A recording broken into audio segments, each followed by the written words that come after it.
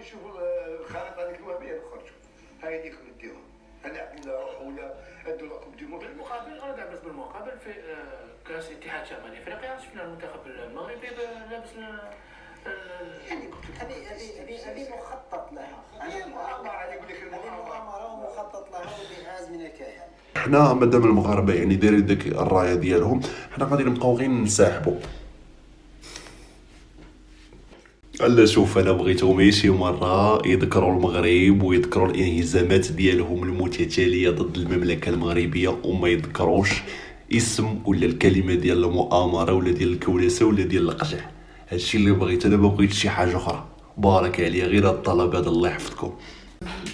المنتخب الجزائري دارها وانسحب. مشاهدين الكرام، المقابله اللي كانت في البطوله العربيه لكره اليد بطبيعه الحال الفئات السنيه، بالسبب هو هاد الصوره هذه ديال القميص ديال المنتخب المغربي اللي عليه الخريطه ديال المملكه المغربيه. وسمعتوا البكا والشكل اللي بدا في الاعلام الجزائري وما غاديش يسالي، خصوصا مع القرار ديال الكاف باعلان فوز ديال نهضه بركان ب3 ديال الاهداف للا شيء على اتحاد العاصمه. طبيعه الحال الاعلام الجزائري جن جنونه فاش سمع هذا الخبر هذا، فاش شاف الانسحاب ديال المنتخب ديال كره اليد. وطبيعه الحال عقوبات كتسنى حتى هذا المنتخب هذا من طرف الجامعه العربيه ومن طرف كذلك الكاف، لاننا دائما كندويو على الانسحاب فكندويو على انك كتسبب في خسائر الكاف، لانه خسائر بالنسبه للمستشهرين اللي دافعين فلوس باش انهم يبانوا اشارات ديالهم في ذاك الماتش، وكذلك كاين الناس اللي شارين حقوق ديال البث ديال هذه المقابله. فالجزائر طبيعه الحال غتبقى تخلص في الغرامات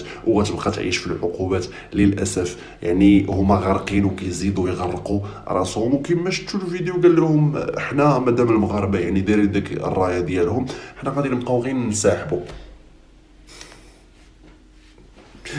غادي تجيبوها في المغرب، راه غادي تجيبوها في راسكم. يعني يفوز القجع هذا هو الهدف ديالو اصلا، هو ان دائما يكون الانسحاب ديال الفرق الجزائريه في جميع الفئات. وطبيعه الحال الجديد واللي كنتمنوه هو ان الانسحاب يكون من كاس افريقيا 2025 اللي غتكون في بلادنا، فيا ترى هل يملكون الجرأه لذلك؟